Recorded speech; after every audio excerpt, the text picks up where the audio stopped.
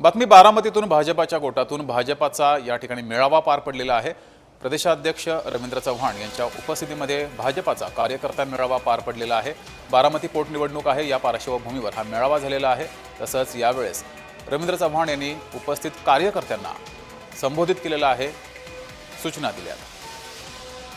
तर मेळाव्याच्या प्रवेशद्वारासमोर मोठ्या प्रमाणात बॅनरबाजी सुद्धा बघायला मिळाली। 4 मंडळातील भाजप पदाधिकाऱ्यांमध्ये धुसफूस आहे का अशी ही चर्चा त्यामुळे सुरू झाली आहे। बॅनरवर आमचे फोटो का नाहीत असा सवालही काही कार्यकर्त्यांनी पदाधिकाऱ्यांनी उपस्थित केलाय।